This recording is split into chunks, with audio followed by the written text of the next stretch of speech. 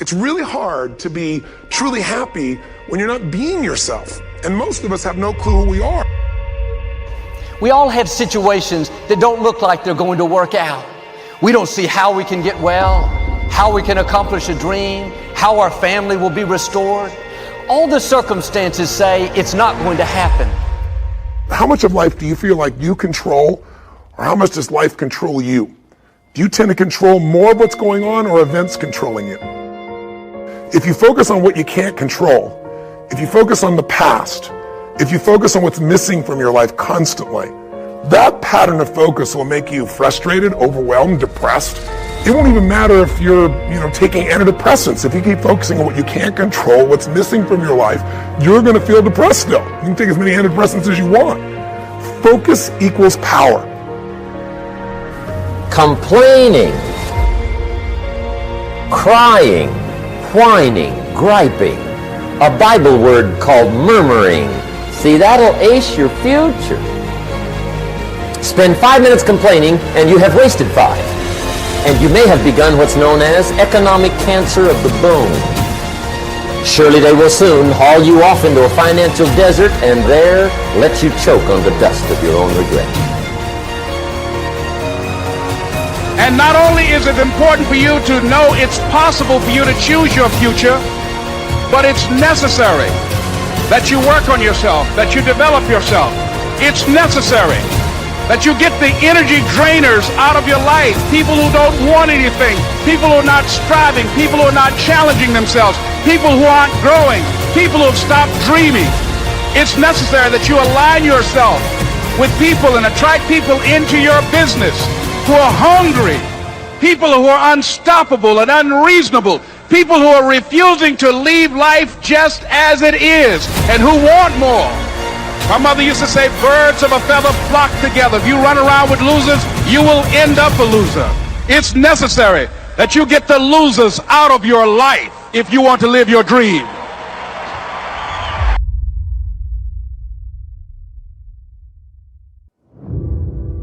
The challenge of life, I have found, is to build a resume that doesn't simply tell a story about what you want to be, but it's a story about who you want to be. It's a resume that doesn't just tell a story about what you want to accomplish, but why. A story that's not just a collection of titles and positions, but a story that's really about your purpose. Because when you inevitably stumble and find yourself stuck in a hole, that is the story that will get you out. What is your true calling? What is your dharma? What is your purpose? You can't connect the dots looking forward. You can only connect them looking backwards. So you have to trust that the dots will somehow connect in your future. You have to trust in something, your gut, destiny, life, karma, whatever. Because believing that the dots will connect down the road will give you the confidence to follow your heart, even when it leads you off the well-worn path. And that will make all the difference. Just stand. You keep standing. You keep standing, no matter how rough the sea, you keep standing. And I'm not talking about just water. You keep standing. No matter what, you don't give up. It doesn't matter to me any longer how long I live. What matters to me most is how I live. To ask y'all one question, a question that I was asked all my life by a third-grade dropout. How you living? How you living? Every day ask yourself that question, how you living? Here's what a cook in the dining center would suggest you to live this way.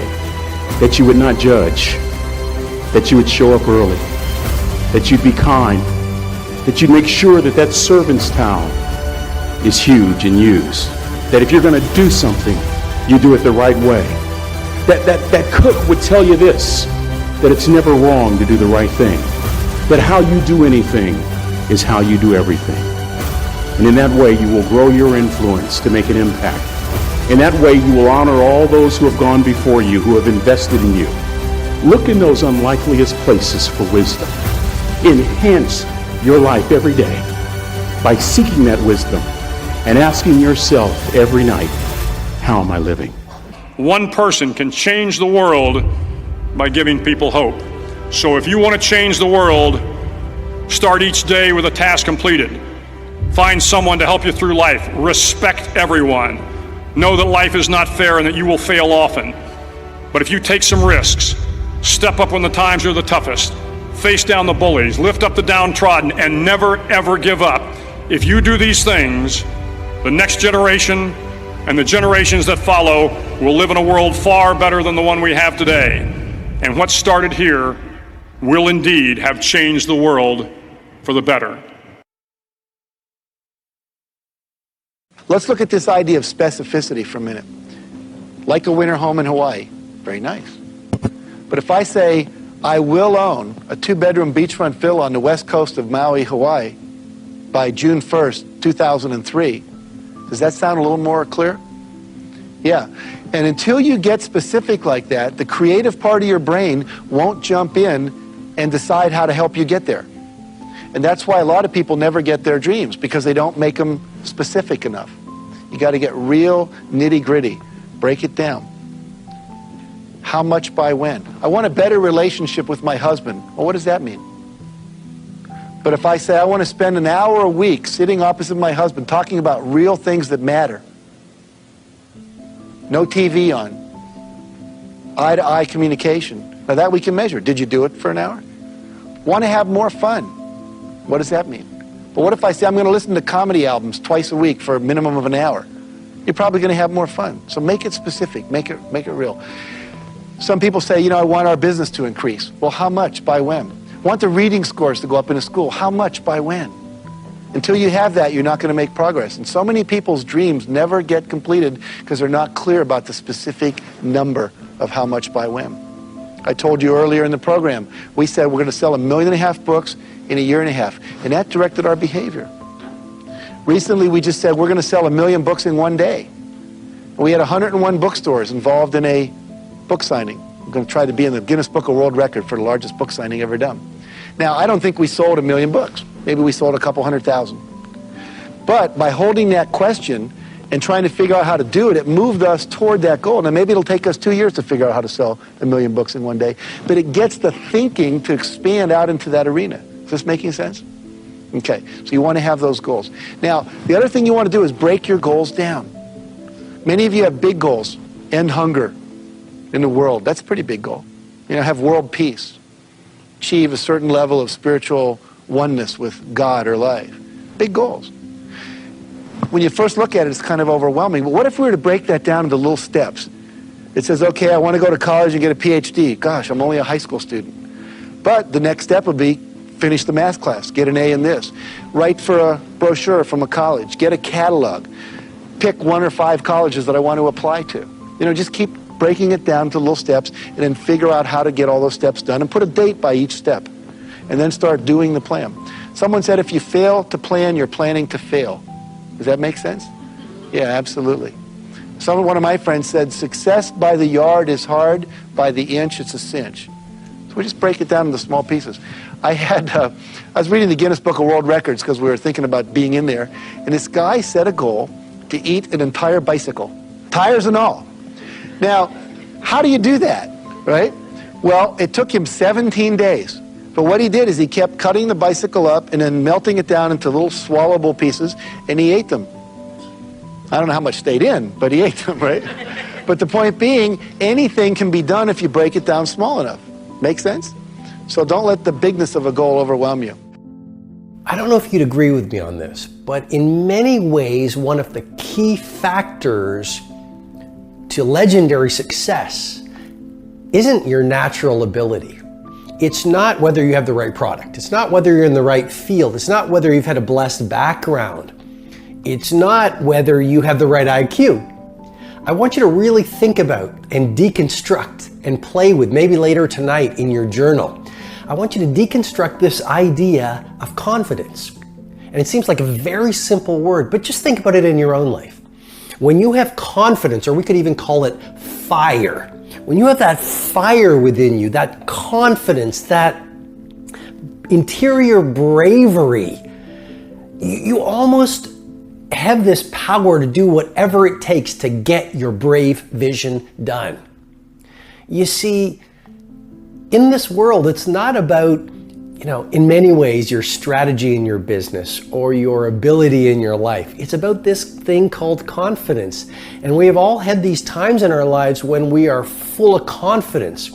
And what other people see as a problem, we simply do see as an opportunity. Other people see it as a stumbling block or a wall, and we see it as a stepping stone or this solution. And so confidence is something that you really want to wire in. Confidence is something you really want to develop. Confidence is a practice. Confidence is a muscle. And like any muscle, the more you focus on it and practice it and train it, the stronger your confidence is going to grow. And I just have to say it again. When you are at a place in your life when there is an ongoing, steady stream of confidence moving through your mindset, moving through your heart set, you do the heroic in your business and you achieve the remarkable in your life. LeBron shows up. This dude comes in 15 minutes before practice, and LeBron gives him that look like, hey, dude, what's going on here? He's like, what do you mean I'm 15 minutes early? He's like, should have been here an hour ago. And when he says that to this dude, the guy knows LeBron's been there for 2 hours. So all I ask you to do, like, here's a guy, probably the best that's ever walked out on a basketball court, short of Michael Jordan. But both of them had one thing in common. They worked, okay? It wasn't about just their talent. It was about their work ethic. People knew them for their work ethic. So just ask yourself this week, do people know you for your work ethic? Are people like, man, you work hard? Are people actually commenting about you showing up early and staying late? Because if they're not, then you're just blending in with everybody else's work ethic. At the end of the day, talent will not win the game. It is work ethic that will win the game. So when I saw this, I'm like, here's a guy, top of his game, he's got all the money you could possibly, he could never spend all his money. Impossible. He'll be a billionaire, okay? And he's showing up 2 hours early to make sure he plays the game, to make sure he's in physical condition, to make sure that he can stay in the game long past it. He doesn't even need it. He's got all his rings. I got to tell you, I was so inspired by it because I got a bunch of partners. I got guys that I do business with. I got one of them in particular that I'm having some problems with. He told me, man, if I had your money, dude, I would retire. He said it to me over and over, and I hadn't been listening to it enough to understand. He wants to go lay down, okay? You cannot run, what's that thing called you did? You can't do an Ironman with that attitude. Don't know why you'd want to do an Ironman, but I tell you what, if you could do an Ironman and then take that and add it to your career, to the longevity of your career, because look, it's going to be 5 years from now, 10 years from now, it's going to be 20 years. You're going to look back and say, and the marketplace is going to reward whatever you do every day. It's easy to discard, say, 10 terrible ideas and go after the one good idea. But when you start to get a little bit of momentum, you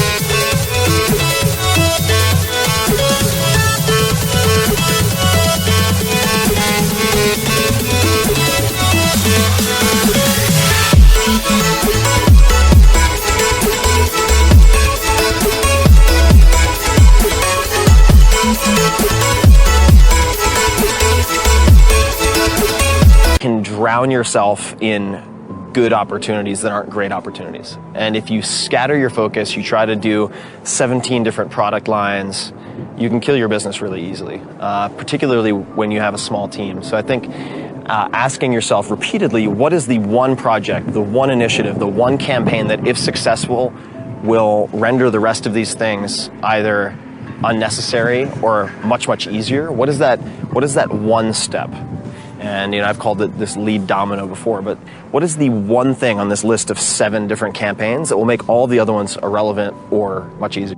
How do you, that's a tough answer, isn't it? Because they all sound good. Yeah, I think they can. And I think that what it comes down to oftentimes is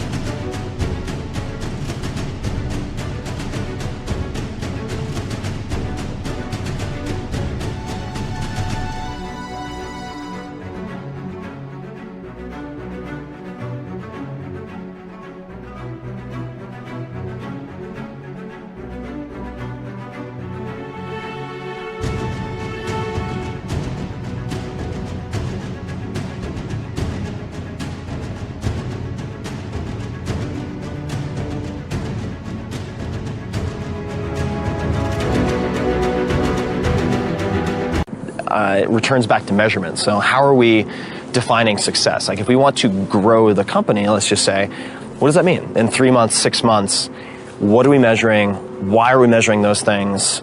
And what is a sort of a comfort goal? Meaning like, okay, we think we can easily hit this number.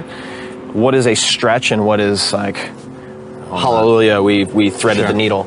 And then come up with a really concrete number to tackle. And once you have that number, then you can look at those 5 and say, all right, which of those are going to serve us right now? And I'm dealing with that increasingly so because I have all these different branches of content and activities and angel investing and so on.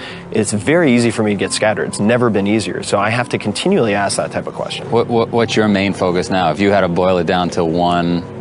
My main focus right now is building my podcast, Tim Ferriss Show, up to a point where it's consistently in the top 10 to 15 on iTunes so that I can establish a presence and name recognition in Hollywood and entertainment, which I can leverage then for the TV show and film projects that I'll be expanding into in the next 3 to 9 months. And specifically what that means is targeted advertising for the podcast specifically towards people who are producers, agents, actors, directors in Hollywood and New York City. All of that can be quantified.